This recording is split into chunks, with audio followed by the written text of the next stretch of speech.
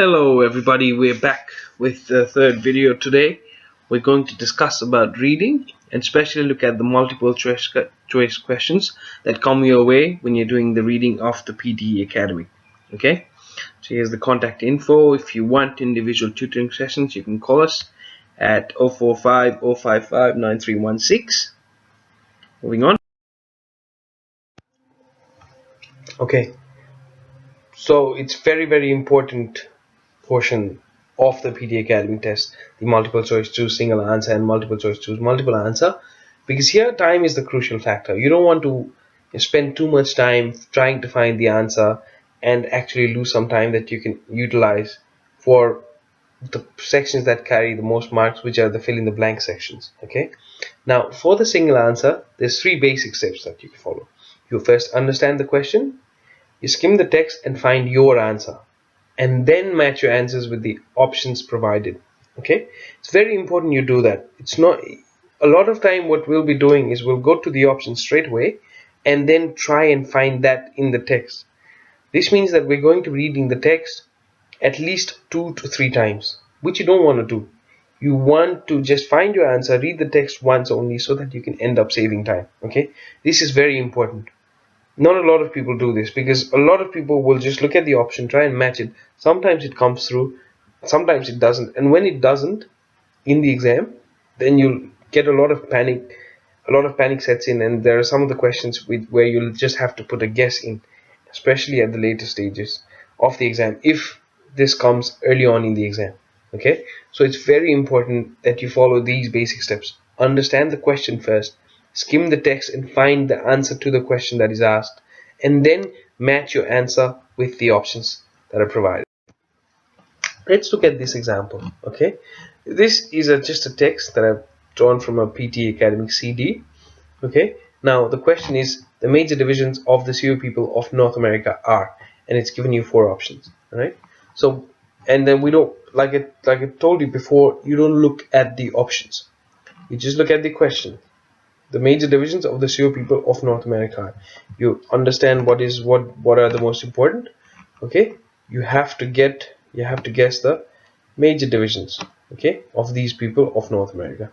So we go through the text. Sioux Dakota is a confederation of native North American tribes, the dominant group of the Hokansian linguistic stock, which is divided into several separate branches. The Sioux Dakota consists of 7 tribes in 3 major divisions. So we've got 3 major divisions.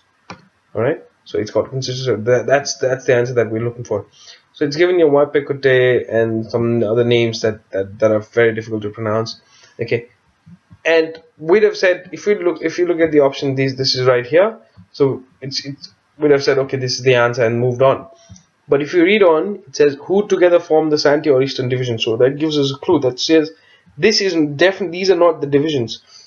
These 4 together form the Santee or Eastern Division, sometimes referred to as Dakota. So that's something interesting, because we find that if we had read the option and then saw this, we'd have ticked this and then moved on. Okay, now here, because we're wanting to read the whole text, we find that, okay, these are the divisions, and then again look at this, difficult names to pronounce, together form the middle division, sometimes referred to as the Nakota. So we've got 2, Santee or Eastern Division or Dakota, Middle Division or Nakota, and the final one is, and the two want to put together form the Western Division, or referred to as Lakota. So we're trying to look at those in the option. Okay, the Tetons are originally a single band divided into 7 sub-bands. These 7 sub-bands. So it's talking about the Tetons, which is the 3rd one. So it's not really important to us. All right. So we can see this is not the option, and we can see that this is the correct answer. Alright, so that's how you want to do it. You want to finish it quick. You want to first read the question, go through the text, find the answer on your own, take it, and then press next. Alright, that's what that's what our aim should be, to do it quickly and get it correct at the same time. Look, if you had 10 minutes, you'd definitely be able to finish this question, but unfortunately you don't have 10 minutes. And we want to do it in, say, about 1 to 2 minutes. 2 minutes is the maximum time that you'd want to spend on a multiple choice to a single answer. Right? Okay. And for the multiple choice choose multiple answer, The order of the basic steps changes here.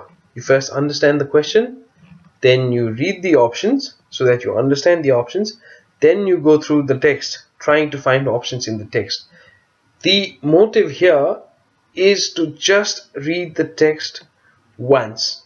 Okay, the text is slightly longer in choose multiple answer compared to choose single answer.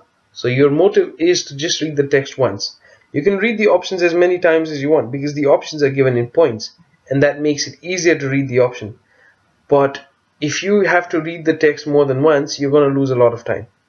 Okay, so what we want to do, why we're reading the options first, is because we want to find the answers. Okay, and then don't try and search for the options in the text. Read the text, and when you think that sentence or that part of the sentence or the answer that you found an answer that's in the option, then you go back to the option and read it again. Okay, let's look at an example. Okay, here it's talking about the Irish flag, and the question is, which of the following statements are correct with reference to the colors on the Irish flag?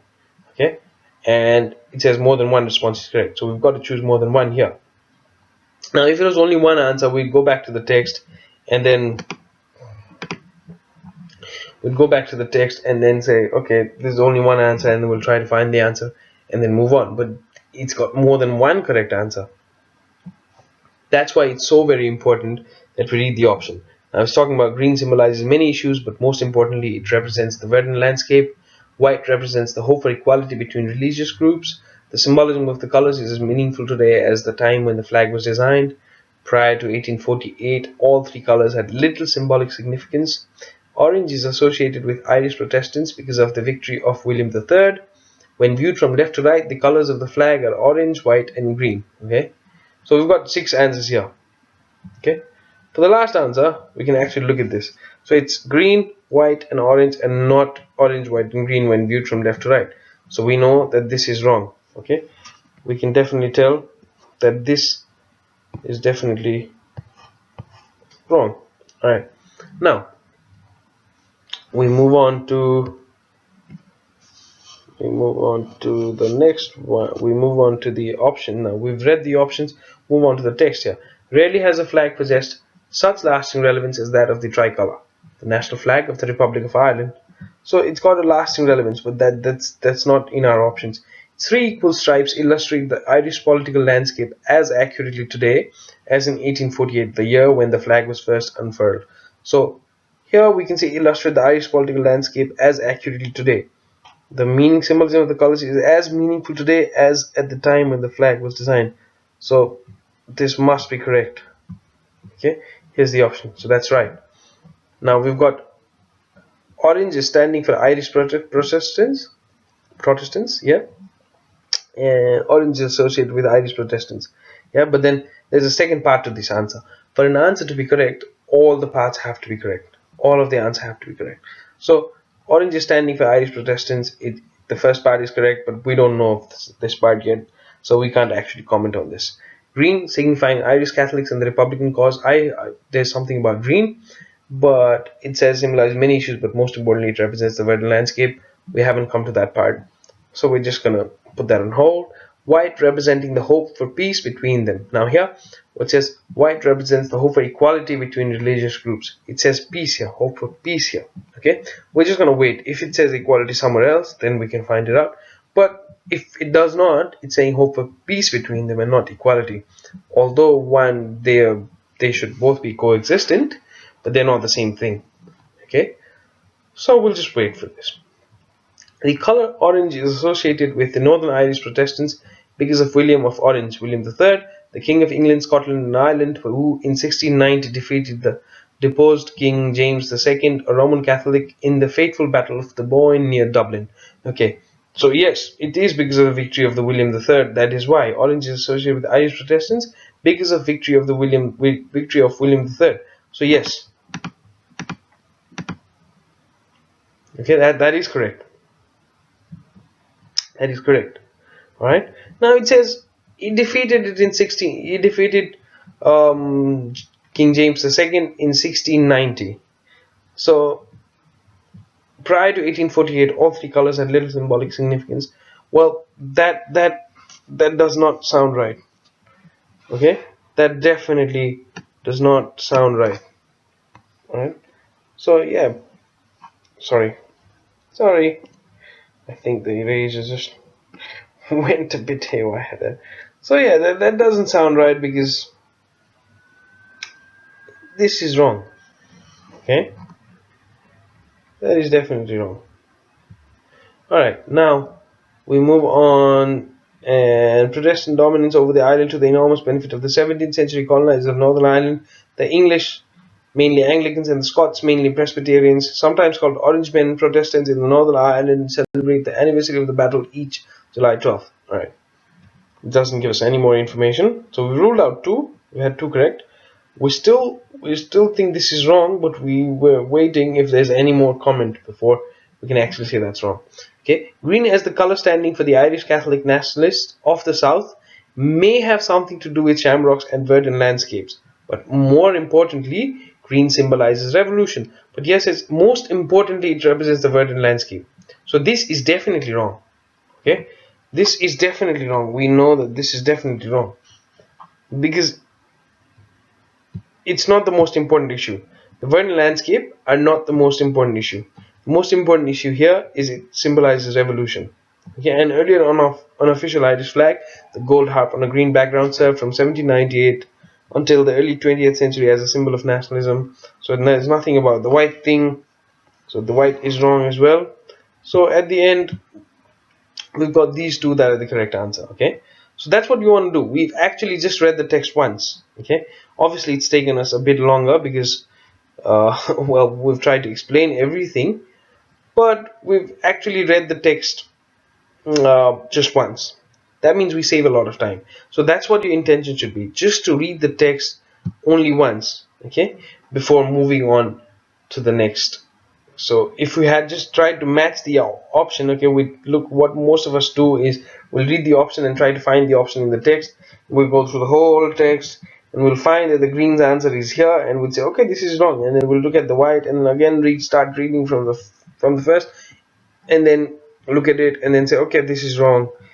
And then we'll look at this and then again try and find the answer out, sometimes read it twice or thrice. So we end up reading it twice or thrice. Okay, we don't want to read the text too many times. We can read the options because it's in points. It's easier to read the points.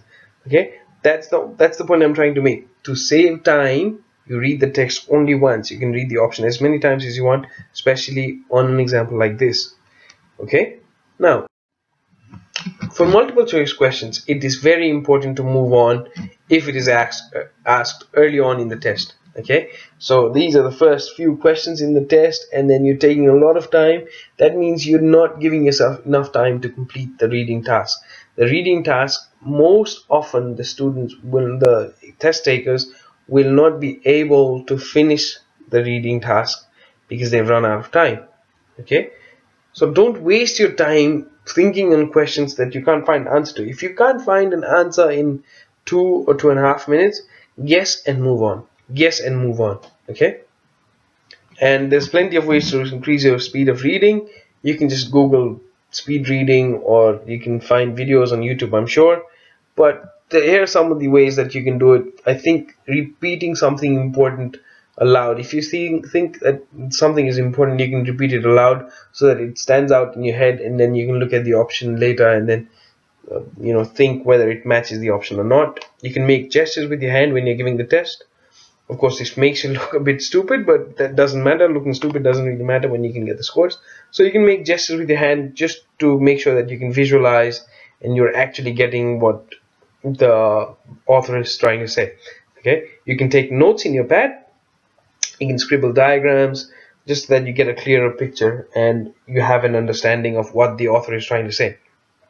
Right? These are just some of the reading techniques that I usually use. I usually like to draw on my paper, just draw diagrams of whatever I've read, but you can definitely Google it or find it on YouTube. It's beyond the scope of this video. And find the speed reading techniques so that it'll help you get through the exam easier. Okay, but having said that, the most important thing to remember is nothing beats reading practice. Okay, nothing beats reading and practicing for the test. So you can read good materials like the BBC, the Guardian, or CNN for that matter. You can read articles from there, and you can also practice. Okay, you can practice specifically for this test. There's some practice tests. You can find online stuff that you can practice, and you can find books that'll help you practice with that. So nothing beats reading and practice for the test, right? Practice will help you to, to get the strategies correct and how you're going to face the exams. And reading will definitely develop your skill set. So without the skill set, just having the strategies will not take you very far. Okay, so it's very important to read and practice and try and save time with the multiple choice question, to remember that it's a game of time. The quicker you can finish, the more time you have for the important sections, which are reorder paragraphs and fill in the blanks. Okay, fill in the blanks more so than reorder paragraphs. Thank you for watching. I hope you learned something new. Even if you didn't, thank you for watching.